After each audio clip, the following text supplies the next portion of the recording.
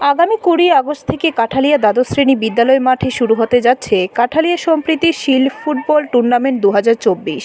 Knockout এই টুর্নামেন্টে বিজয়ী দলের জন্য রয়েছে ট্রফি এবং পালসার বাইক এবং রানার্স আপ রয়েছে নগদ 50,000 টাকা।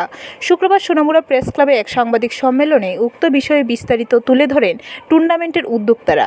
এই নিয়ে চতুর্থ বর্ষে পদার্পণ করেছে এই ফুটবল টুর্নামেন্ট। চতুর্থ বর্ষে পুরস্কারে কিছুটা চমক আনা হয়েছে, মূলত উন্নত মানের খেলা উপহার দিতে তাদের এই প্রয়াস বলে জানান উদ্যোক্তারা। সম্পূর্ণ ত্রিপুরা ফুটবল অ্যাসোসিয়েশনের নিয়ম অনুযায়ী খেলা চলবে বলে জানান উদ্যোক্তারা। প্রেমীদের খেলাধুলায় উৎসাহ যোগাতে এবং যুব সমাজকে খেলাধুলায় মনোনিবেশ ঘটাতে এই খেলার ব্যবস্থা করে আসছেন সোনামুড়া মহকুমার অন্তর্গত কাঠালিয়া ফুটবল প্রেমীরা। এদিনের সাংবাদিক সম্মেলনে উপস্থিত ছিলেন ফুটবল টুর্নামেন্টের উদ্যোক্তাদের পক্ষে চন্দন শুক্র দাস, সঞ্জিত দে, অরিন্দম বৈদ্য, প্রশান্ত দে, নিশান দেব, দয়াল কর্মকার প্রমুখ। সমস্ত ত্রিপুরা রাজ্যে যত ফুটবল প্রেমী আছে তাদের জন্য একটা সুসংবাদ নিয়ে আসছি। যারা আমরা কাঠালিয়া সম্প্রীতিশীল ফুটবল টুর্নামেন্ট আগামী 20 আগস্ট থেকে আমরা কাঠালিয়াতে শুরু হতে যাচ্ছি।